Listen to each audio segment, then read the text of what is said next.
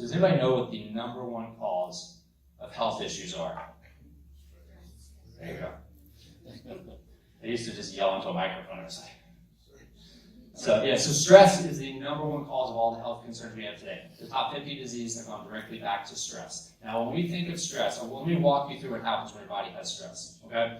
So, has anybody been to the zoo before? Who likes the zoo? Cool. Okay. So, my favorite part of the zoo is always the tiger exhibit. Anybody like the tiger exhibits? Like the tigers and lions, the big, scary-looking things that you want to pet because they're cute, but at the same time you know you shouldn't. Those ones. Those are my favorite ones. So you go. Let's say you're going to take your kids, you're going to take a friend to the zoo, and you're going to the zoo, and they have this brand new tiger exhibit, and you're walking up, and you're excited, and you're seeing this tiger, and then all of a sudden someone hits the latch, and the tiger gets out. What are you going to do? Yeah, everybody's frozen, I guess. Huh? So we're going to run, right? We're going to fight or we're going to flight. Hopefully you'll flight and do it faster than anyone else. Because if you don't, you're not going to be flying very long. Now, here's what happens in your body. So I want to talk about physiology for a second. Is that cool? Okay. So physiology, ultimately, this is what happens. Your heart rate goes up. So right, think about these things as I'm saying. Your heart rate goes up. Your blood pressure goes up. Your cholesterol goes up. Your thyroid goes down. Your digestive system stops working. Your immune system stops working. And some other things happen. I think a lot of cortisol goes up. All those things happen when you're in a fight or flight zone. Okay? Now, everything I said right there, are those good things or bad things? Good things. Good things. All the above. Yeah, if that didn't happen, you would be like, how's everybody doing? Right? You would never get into a fight or flight mode. And so we absolutely have to have it. What did I say in the beginning? The body's powerfully and wonderfully made. It doesn't make mistakes. It doesn't make mistakes. Even a heart attack, believe it or not, is an adaptation to survive. Obviously, you don't survive most of the time, but the heart can't handle anymore, it shuts down. So everything, the body does not make mistakes. So your body is smart. So if cholesterol goes up, we've been taught high cholesterol is a bad thing. Well, if your cholesterol goes up, it does that so you can increase testosterone, growth hormone, estrogen, all your hormones. Following on this one, I'm going to talk real quick about cholesterol because it's another little myth buster. If we didn't have cholesterol, you wouldn't have hormones. Impossible. If you got rid of your cholesterol, you can't actually produce testosterone or growth hormone or estrogen, any hormone. Your adrenals use cholesterol to produce cortisol and all these other hormones. So is cholesterol good or bad thing? And it usually uses LDL. That's a good thing, right? We've been taught LDL is bad. It doesn't even make sense. Guess what? How you get LDL levels? What produces it? This organ right here, your liver. Your liver produces your LDL. You don't eat it. So how could that be a bad thing? It's not even possible that that's a bad thing. You see, if you're in the right paradigm, you just what? That doesn't even make sense. And if you understand physiology, it doesn't make sense. So here's what they mean by it. There's two types of LDL. One is a small particle, one is a big particle. If the small particle is inflamed or swells, you have high levels of the small particle LDL, then you have an increased risk of heart disease. However, it's not because of the small particles. So if we lowered your LDL levels, you still have a high risk of heart disease. It's the inflammation that those LDL levels are going to try to heal your body. So we're getting rid of the healer. It's like going to a fire and getting rid of the firefighter. Crazy, right? We need those things. What we're going to teach you today is how to get rid of inflammation. Because inflammation is what caused it to go up in the first place. So if it's high, if you have high LDL, it means you're in a fight or flight response. If you have high cholesterol, you're in a fight or flight response. That's what it tells you. It's a good thing to know, right? But we don't want to get rid of the cholesterol. We want to fix the stress response. So we look at stress, and stress, all those things are good things. We got that out in front of us. Stress, however, is not just emotional. When we think of stress, we think of our job, we think of our kids, we think of all those different things, right? The truth of the matter is that stress is emotional, but it's also physical and it's also chemical. We're going to talk about some of these today.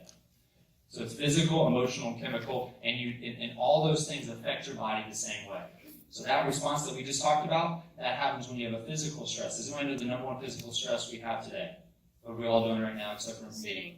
Sitting. It's the number one. It's the next smoking. Number one physical stress is that we sit all day long and we don't move. We're going to talk about that. Emotional stress is obviously there, and then chemical stress. We have all kinds of chemical stresses. The number one chemical stress in our world today, especially in America, is medications. I'm not like just like cursing the darkness, but it is. We're 5% of the world's population. We take 75% of the world's drugs in America. 75%, 75 to 80% actually of the world's medications. And they've shown all the studies they've done. They said it's not our lifestyle. Asian countries smoke more than us. So do European countries. Asian countries have higher levels of stress. They have more chemicals in their air. Who has the highest rate of heart disease, cancer, diabetes, and lung cancer, and everything else? We do. And they directly correlate that to what we're doing for our health. It's because we're going straight to the medicine cabinet. So that's our number one chemical stress. So if we have an emotional stress that creates a symptom, and we give you a chemical stress, are we doing any good or bad? Bad, but the numbers change. Okay? So that's it. The stress is key. And as we go through this now, you understand that stress is physical, chemical, and emotional. Now we're done with the sad part. They always put me in the sad part to tell you all the things that are wrong with the world. Right? Now we're going to dive into the good stuff. This is the stuff that, okay, what do we do about it then, right? So you get the paradigm shift, you get the fact that your body heals from the inside out, you get the fact that stress is the cause of disease and it comes from all different levels. So we're going to show you now how to not just reduce stress, because that's almost impossible, but we're going to show you how to become more resilient to it. And we do this with a concept called DREAM. So this is your answer. This is how we're going to reduce your chemical stress, emotional stress, and your physical stress, and we're going to help you guys heal from the inside out and bring you back to homeostasis. That's exactly what he said in 1 minute. I'm much quicker at getting there than he is. So first thing, D stands for diet. R stands for rest and sleep. E stands for exercise. A stands for alignment. And M stands for mindset. So I'm going to go through, and I don't like the word diet because that makes you feel like you have to do it just for 30 days or 60 days or a short period of time. But I like to call it nutrition because this is going to be a new lifestyle change that you guys are going to make. But what I have here, and I've got a pointer, is the food pyramid. How many of you learned about this in 5th grade, I think it was? We learned cells in 3rd grade, and we learned the food pyramid in 5th grade. But what I want to share with you about this is if you follow this, if you eat all the grains and the sugars and the processed carbohydrates and the dairy and the fats and follow that recommendation like I did back in Wisconsin, I didn't know anything different, you will have to take all of these things because your body won't be adapting to stress and it won't be in alignment and you'll be really sick. So it's quite convenient for our government to put the food and the drugs in the same association. I just found that weird. But moving forward, the golden rule of nutrition is to eat real food. You will not fail if you eat real food all the time.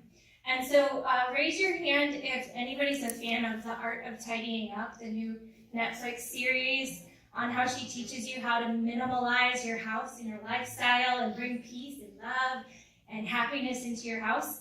And so in this show or in this series, you have to pick up every item in your house and you have to say, does this bring me joy? Do I love it? And you're like, yes or no. And then you keep it or you get rid of it. So I want you guys to approach nutrition and you're going to put this piece of food in front of you and you're going to say, is this bringing me life? Is this bringing me health? Was this alive at one point? Because then we know it'll be nutrient filled. I don't know about you, but I have never seen an Oreo tree. I've never seen grass made out of Twizzlers. I have not seen any of these things. Candy corn, I don't see any corn stalks with candy on them. These are not real foods. And they're not only not bringing nutrients in your body, they're taking nutrients out of your body and taking you away from homeostasis and your ability to heal. So I'm not coming here to condemn you because some of you just felt like really bad about yourself because you put Whataburgers in your mouth before you go on trips and things like that. I'm not here to come and condemn you. I'm here, what? In-N-Out. Oh, I don't know the difference. Yeah. But I am here to convict you. And that is really important that we do make a change. So the golden rule is to eat real food, not man-altered food. And the real simple action step with that is what I just said, doing that. But also, when you look at the food, you look at the ingredients in it. So an apple is an apple. There's only one ingredient in it. If you go and pick up a packaged or processed food and you look at the ingredients, you're like, I don't even know what that is. I can't pronounce it. You best just put it back because it's chemically laden and modified and it's not going to produce life and health in your body. And then the closer it is to actually being alive, so if you have a garden and you go and pick the tomatoes or you go and grab the spinach, it's going to have the most amount of nutrients, more than Whole Foods. I know Whole Foods seems flashy and wonderful, but your own garden's going to have more nutrients because you can pick it straight from being alive and put it in your mouth versus being put on a truck and transferred into the grocery store and getting it. That's your second best option because that was the closest to it being alive and not eating the spoiled and rotten food. Eating local and organic is super important. So organic tells you that there's not going to be any extra pesticides and the processing of those foods is humane and there's not damaging to it. Local is going to tell you where it came from and you can look into that farm or that garden and how they process things. Because our food system is about convenience and about making money. And so if they can build something or grow something really fast and get it to you, they don't care if it includes chemicals or they have to spray it with something so it still looks red when it gets to you and it looks like a juicy apple. They don't care, they just want to sell it to you. I'm sorry, they're a business too. And they still do really great things, but you want to get things that are as clean as possible. And the only way that you're going to know that it's as clean as possible if it's a fresh fruit or a vegetable is if it says organic. And so when you're looking at the CPU codes, this is an action step when you go grocery shopping after you leave here today. There's a few numbers that the grocer will type in so that you can purchase the item. If it has a 9 in front of it, it means that it's organic. If it has an 8 in front of it, it means that it's genetically modified. And you never want to eat those, and I'll get into that later. And then if it has a 4 in front of it, that means that it's local. And that means you also want to make sure that you clean it properly because you don't know if they use pesticides unless you really look into the farm. And you do know that it's coming from this area, so it's going to have the same pollination and soil and things that your body's used to adapting to. So that's really great for you as well. It's all about adapting properly.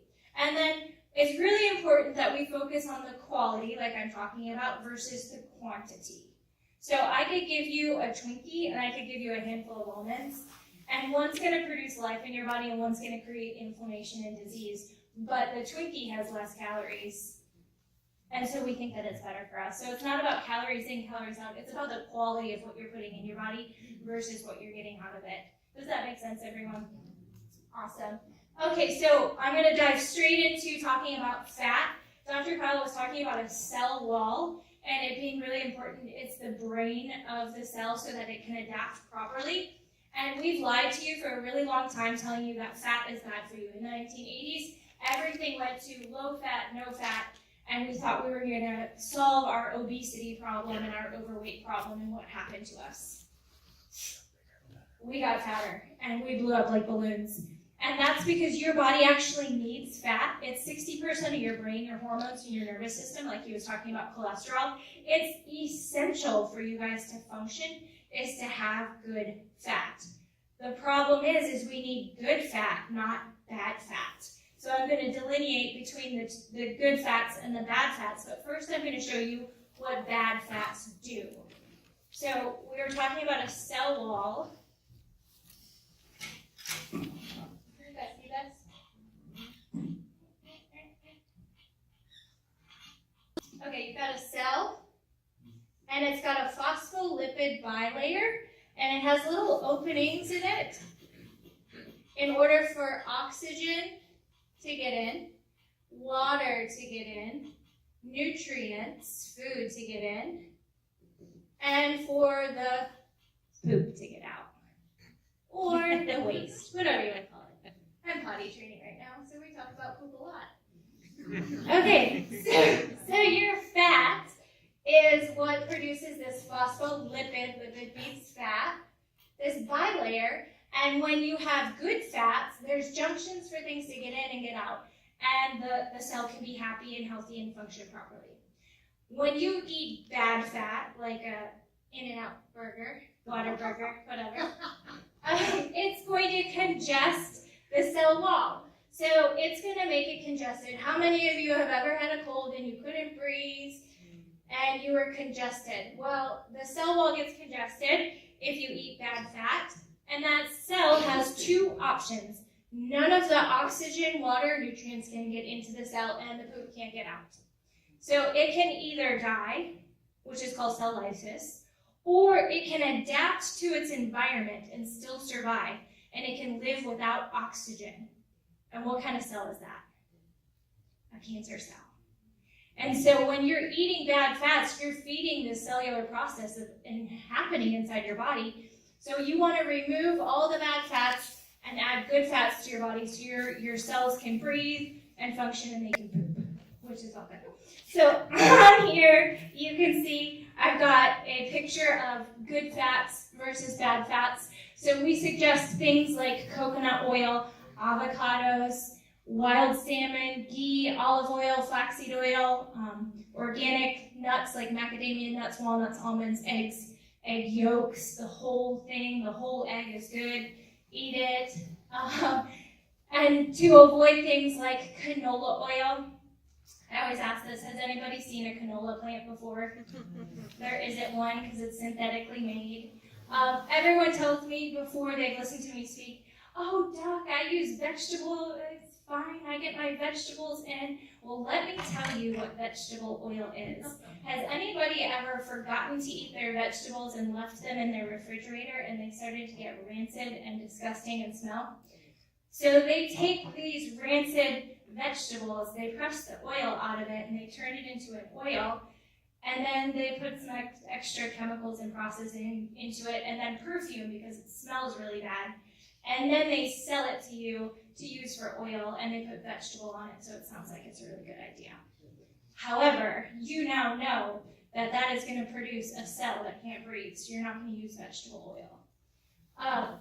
Soybean oil, peanut oil, processed meats. I'm going to get into meats here in a second. We're going to talk about what's good and what's bad. And cottonseed oil, sunflower oil, margarine. I'm not going to condemn anybody if you use margarine, but I am going to tell you this. If you put margarine and butter in your garage, the margarine will still be there a week later because nothing's going to eat it because it's plastic. Not even the ants and the mice want it. So you just don't want to put that in your body. It's not very good. And then hydrogenated oils. Do you guys want to take a picture of this so that you can make sure you start doing that? There's a longer list of good fats and bad fats that you can go through. This is just a brief intro to them. But they are super good for helping you absorb nutrients for your brain function and to give you fuel so that you can last throughout the day, which is awesome. Moving forward, we're going to talk about sugar. If you want to grab that bucket, that would be awesome. Anybody like sugar? We're just having a little confession here, let's just be honest. We like sugar. So in the US, in the 1950s, a family of 5 would use a 5-pound bag of sugar in 1 year.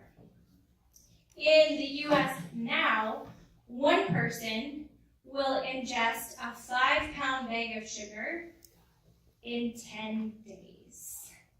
So Dr. Kyle has a 10-pound bag of sugar, and he's going to pour half of it into this bucket so you can see how much you guys are eating if you eat like everybody else does in 10 days. Sugar is the most addictive substance on the planet, they've found. They've done MRI studies of people taking things like heroin and cocaine and meth and put them through an MRI and people with sugar, and it activates the same pleasure center in your brain, and those neural pathways are thicker and more efficient than with the drug addicts, meaning that we are more addicted to sugar today than ever, and it's the hardest addiction to break, but it's the most important one to break because it's creating inflammation, disease, and it's disrupting us from coming back to homeostasis. Okay, what? No, just half of it. Okay, so this is 5 pounds of sugar right here. And you guys, if you eat like a normal person does, will eat that within 10 days. And it's coming from places that you don't realize, like ketchup and salad dressing and milk and sodas. It's just all adding up over time. I challenge you to look at the amount of sugar that you ingest in one day, like a normal day, just looking at all of the grams of sugar. And then I want you to pour the Orange Crush soda in there. And this represents the amount of high fructose corn syrup you put in your body. So not real sugar. This is actually produced in a lab sugar. It's sweet and it's a chemical and it's even worse for you. But in 10 days, you will ingest, this just looks like a disaster in your stomach, but you'll ingest 2 liters of high fructose corn syrup.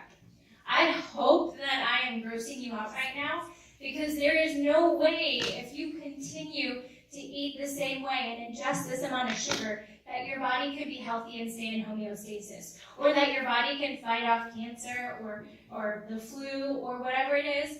And the sad thing is we're putting this not just in our bodies, we're putting this into our kids' bodies. So I have a 2-year-old and she goes to a preschool, or she goes to Wii School, and they wanted to give her cookies and candy and stuff for Valentine's Day. And I was like, there's no need for that. She doesn't need all this extra sugar. She's got enough things to fight off in her world. So this is not what you want to do. We want to help you bring your sugar into the right amount of consumption. So a normal recommended dose of sugar for you a day, if you're a female, is 20 grams. And if you're a male, it's 100 grams. Or, I'm sorry, 24 grams, 24 grams. Yes. Oh, the guys get excited. Yeah. 24 grams for males, 20 grams for girls. So if you leave here today and start to count the grams of sugar that you're ingesting, including from fruit, so things like an apple has 6 grams of sugar, and those are doing the same thing. It can create inflammation in your body. So just counting all your sugar and where it comes from is drastically going to change your life. And you may have withdrawals because you might be, just like I was, addicted to sugar. And it can take your body somewhere between 3 and 10 days to get over that and to go through those withdrawals. And it's intense and it's real. It's like being addicted to a real drug, because that's what it is and that's what it's creating in your brain. They also have studies that show how it creates inflammation in your brain and starts to shrink it, actually. So if you put a bunch of kids with a juice box and a fruit roll-up and then a bag of chips for lunch, they show that the child's brain, the neurons start to slow in the production and how they can fire and wire. And so we're dumbing down our kids and ourselves and our society when we're eating a lot of sugar. And it may not be your fault because you didn't know until now, but now you know, and now I've convicted you, and now you're not going to do that. So I also want you to be wary, because marketing is really good at adding things. There's a chemical equation. They know exactly how much sugar to put into something so that you want more of it, so that you don't throw up and get sick from it, but it's not too little that you're not addicted to it. And so when you go to look at your labels, because you're going to be vigilant shoppers and ingesters, you're going to look for any of these 56 names for sugar, because they're going to hide it in things. This would be a good picture to take too, because you're not going to remember, and I might not even read off all 56 names of those sugar. Some of you might be thinking, well, Dr. Holly, isn't honey good for me, or isn't a little bit of sugar okay for me? And my recommendations is to stay within 20 grams and to get it from a good source. So if you're getting it from honey, or if you're getting it from coconut, or you're getting it from a fruit, or you're getting it, even vegetables have a little bit of sugar in them. All of those are okay. All of those are great. All of those are fine. Everyone got it? Awesome. Okay, moving forward, we want to ditch the grains. So I know this is really sad for everyone. I'm telling you that bread is bad, and it is bad. And I loved bread before. And I know that in the Bible they talk about manna and bread as well, and that it's what brings life and what they share at the table. But the bread that they're talking about in the Bible is so much different than what we have here. Our bread, our refined grains are processed. Part of the processing of the flours and grains in the U.S. is to pour bleach over them to kill any bacteria and viruses that are on them, but also to make them white because they look nicer and you want to buy them when they're clean and they're white. And they also, in order for the bread to stay on the shelves, they'll take actually the germ or the wheat germ out of it, which is the most nutrients dense part of the grain in order to bring nutrients into your body, which it does have. All of your A and B and C and D vitamins are in that germ of the grain, the wheat grain. However, they take it out because it spoils within 3 days, and they can't get the flour ground into flour, produced into bread, and on the shelves and sold to you fast enough, so they take it out so that you're not getting any of the nutrients from it. What this grains and breads are also doing is they're antibiotic resistant, and they're creating gapping and like inflammation in your digestive system, which can lead to leaky gut. And that would be a whole nother lecture for a different day, which I can totally do for you guys if you want me to go into it. But you want to avoid grains with all cost, and especially avoid anything that comes from GMOs or genetically modified. And I want to hit that really quick before I talk about toxins. I mentioned that when you're looking at the CPU code when you're going grocery shopping, if it says 8, it's genetically modified, which means that it was made in a lab to be resistant to bugs. So they thought that they were solving the world hunger problem by creating genetically modified plants that would resist bugs so that they would last longer and bugs wouldn't kill them and they would have larger crops. What they didn't test is that those genetically modified crops would create acidity in the soil, and it would ruin all the nutrients in the soil, so you couldn't grow crops on it after they planted the genetically modified crops in those places.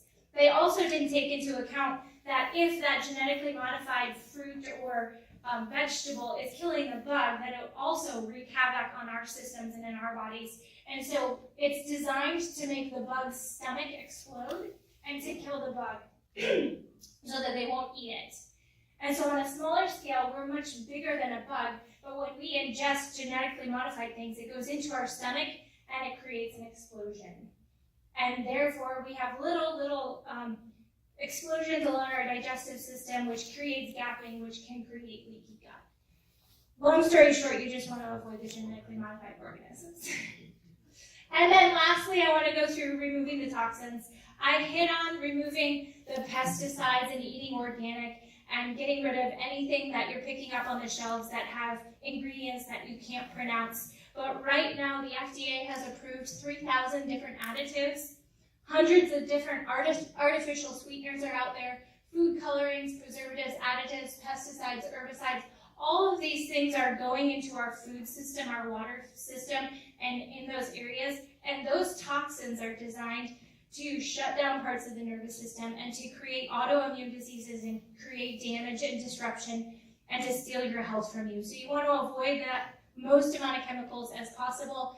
On average, we're ingesting about 5 pounds of chemical toxins a year, which is about the same amount of sugar that we have in here, which is disgusting as well. So you are going to be a more vigilant shopper and not put anything in your cart that has more than 5 ingredients on the list in it.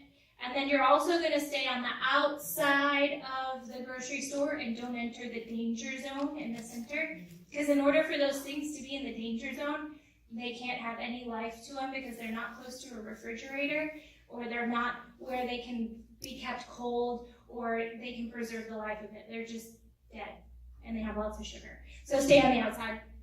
I'm going to pass it off to Dr. Kyle. Yeah, so isn't it crazy how much junk there's actually in our foods? It blows my mind, and the only reason that we eat those things is because we just don't know. We think it's normal, and I think the bigger reason is because we don't feel it. You know, like when you drink a soda, if you haven't had it in a long time, you drink a soda, you just crash. But if you drink it every single day, your body is adapting. It knows it gets where it can handle those things from a level of how you feel. And then eventually we start feeling like junk, but we don't relate it back to those simple things. So it really starts what I said at the beginning with the why, of why you want to make that change, and that has to be there, not based on, oh, right now I'm comfortable, because most of us, everybody know that most of this stuff is bad, right? And everybody knows an apple's good and a donut's bad, right? We go to the donut mostly for comfort, or mostly for just getting that feeling. When we were a kid, we got donuts, or whatever that is, you know? And so it's based really on a mindset, also that not just going with how we feel. You know, in Scripture, and I'm not going to pull a certain Scripture out, but just as a whole, when you look at the characters, the people that were talked about in the Bible, everything was based on sacrifice and not going towards just how you feel. You know, it was kind of like, you know, you look at Joseph, who got all these mountains that he had to overcome to be this, you know, to be who he became to be. And if he never overcame those mountains, he would never be. If he just faltered every single time, he would never become, you know, the person that helped us, you know, help the Israelites get out of Egypt, or, you know, as that goes through. So the point of the matter is that when we get to our mindset, we have to realize that we're going to still want that. The knowledge is there, the awareness is there, but now we have to infiltrate that into action every single day. So what I would encourage you guys before I dive into sleep is just take a moment to think about whether it's a person you're going to connect with that can help you through that feeling, like a text message, a call, a phone call, or if it's something you can attach to with, you know, a big why, like your kids. You know, when our kids are like, I just want the sugar, I just want all this. That's not easy to get past. And when you go to school and everybody else has it and you don't want your kid to have it, that is extremely hard. I mean, I think the weak school teacher thinks I'm like the devil or something. She was like, can she have these cookies? I was like, no. I want to make sure she knew. But the point is that that's not easy, so you have to have the principles behind it. It has to become a lifestyle. It can't become to a seminar. Has anybody been to a seminar and you felt amazing when you left? Like, I know so much now. I'm going to change everything in my life. And then 2 weeks later, it's gone. 100% of us have done that. I've done it. We've all done it. And so what I want you guys to do today is think about what's going to change that. While we're talking, think about why do I want to change it? And it has to be bigger than ourselves. It has to be our kids. It has to be God. It has to be something greater. And I'm going to talk big about that now at the end. But diving into the next concept of the dream concept, which is rest. We all know we need to sleep, but we don't do it. And we definitely don't rest. We live in a go, go, go world, right? It's just like nonstop. We have these cell phones in front of us. We're constantly being inundated with just stuff. And a lot of us are having sleep issues at the end of the day. So when it comes to sleep, there's all kinds of health issues that are going to come from this because this is when your body regenerates. So if you don't sleep, it's a circadian rhythm. That's when your heart regenerates. So if we don't sleep, eventually the heart stops. They're actually having a problem with this over in Asia because people are working so hard, they're just falling over. Like literally their heart just stops on them. So regeneration is key. We have to get sleep. For sleep, it needs to be anywhere from 7 to 9 hours of sleep every single night. 7 to 9 hours. And they've shown that even one night of lost sleep starts to affect your health in a negative way. So 7 to 9 hours of sleep is what we're shooting for. And for women, you actually need more sleep than men. Does any guy want to take a guess at why women need more sleep than men? Come on. What do you think? Beauty sleep. Beauty We sleep. all know why. Beauty sleep. They don't need beauty sleep. I think the men would need. No. It's because they think more than we do. They really, if you guys think, this is the research, this isn't what I made up. This is actually what they show. Women need more sleep than men. I'm not just trying to be funny. They really do, and they said it's because women think more than guys do. We just kind of like, whatever. We just don't care about stuff, right? Like, we all know that. And it's we're hormonally set that way. We actually just learned why women are the way they are because of the hormones and why guys are. But that's just how it is. We're just driven that way. So we don't need as much rest as women do. Guys can handle stress better than women can. That's what the science has shown us. So ladies, you really need a lot of sleep. Guys need sleep too, but women, you definitely have to be getting sleep. And so when it comes to sleep, it needs to be real sleep, meaning non-medicated. And this one's hard because if you're having issues sleeping, you want to find a way, so we take whatever we have to get that sleep, because it's miserable not being able to sleep. At the same time, though, you're not getting the same sleep. And there's major side effects that come with that. You get things like sleepwalking, sleep shopping. Has anybody heard of that, sleep shopping, by the way? Maxing out your credit card on Amazon? Yeah. Imagine that. Or people, even worse, getting in the car with your kids and no seatbelt, no nothing, and you're asleep. Imagine this, you're asleep, but you're awake. It's like weird. So and you're driving, and you go through red lights and everything. They have videos of moms doing this, where they actually watch them go through the red light, and they have no idea it ever happened. I've talked to people who have taken Ambien and got on an airplane, and the next thing you know, they're in the police station, whatever. They have no idea what they did. Just knock them out. So the truth is that it's stuff's really hard on your body. It can lead to homicidal tendencies, suicidal tendencies, all kinds of health issues. So the reason I'm hitting on this so hard is that if you're having a sleep issue, taking the medication isn't the answer. We want to find out what's going on in your body. It's almost always hormones. Okay, there's something going on with hormones. And there's some simple tips I want to give you guys on how to help with your sleep. Number one is what you're doing before you go to sleep. The blue light from our screens, if you read a Kindle, if you're on your social media or any of those things, the blue light from the screen is actually stimulating and it puts your body, remember I said fight or flight response? It puts your body into a fight or flight response. That's why one of the reasons that people that have the most health issues are people on a computer all day long. Because they are constantly fight or flight mode. Not only is this telling your body to fight, your positioning tells your body it needs to fight. Your eyes are looking at this screen that's stimulating you, and that tells your body you need to fight. So if you read at night, use a book, right? Go back to the old school book. If you're someone that's on your phone all night long, you have one of two choices. I would pick the first one. Don't do it, because there's more to it than the blue light. You're also stimulating all this other issues going on. But if you're just like, I got to, and you're not going to change that one thing, at least get blue lens glasses. They're yellow glasses that help shift the blue lens so that when it goes into your eyes, it doesn't stress you the same way. Super simple. They're 25, 30 bucks on Amazon, and you can get blue lens glasses and they will change that. Okay, so write that down. Whether you're having sleep issues or not, I think everybody that's on computers all the time wear those blue lens glasses. Okay. The other thing when you're sleeping, to go to sleep at night, is if you're having issues with sleep, you can take, and this is a tip, this isn't like any print, I'm always about principles, here's a simple tip for you. Apple cider vinegar before you go to bed with water. That helps stabilize your blood sugar levels so that you sleep all night instead of waking up because your blood sugar levels drop. You can also take coconut oil with some local honey and some sea salt. Tastes amazing too. It's like caramel candy, it's great.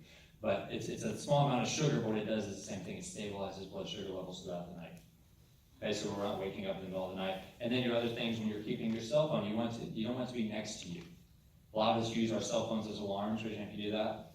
Okay, most of us do that. And if it's right next to you, the EMFs, there's actually a frequency coming off of that fires your cells and makes it hard for you to relax. You know that when you buy your iPhone, they have this on the warning label. You can go back and look at the warnings. And one of the things that says, don't keep it in your pocket. Be a good thing to know, right? It says it's small, but it says don't keep it in your pocket because it actually does affect you at a cellular level. It's like a little microwave in your pocket. Pretty crazy, huh? I used to say that and everybody thought it was crazy, then I actually found it on their own warnings. So even when you're not sleeping, try to keep your cell phones off or away from you as much as possible. When you're talking on Bluetooth, it does the same thing. So if you're Bluetoothing it before bed, you're overstimulating your brain. Get your regular headphones or whatnot to it as well. And then when you're talking on the phone, try to do speakerphone and try to do headphones. Those are real simple things to help with stress because we're constantly being stressed out by these things. And then the other thing before you go to sleep at night is not eating right before you go to bed. Now you can have that small thing that I talked about, but not having a big meal right before you go to bed. It's going to wake you up in the middle of the night. Now, if you are someone that's having health issues with sleep, the truth is that's individualized. I can't really just say everyone should do this and everyone should do that. That part's individualized. But those are some simple tips. Not watching television, not being on blue screens, and making sure before you go to bed that you're chilling out, relaxing your system before you go to sleep. So when it comes to sleep, the other thing I was going to tell you is that people that they did tests on performance for guys that are girls that like athletics and sports. They did tests on athletes and performance, and the one thing that they changed, they had them sleep 2 extra hours every single night, and it increased their growth hormone and testosterone. So they got a whole new boost of growth hormone and testosterone. This is good for guys and girls, and so all their performance levels went up. What do athletes use to get better? They inject themselves, right, with hormones. And they actually said that they just slept more, they would get the same boost.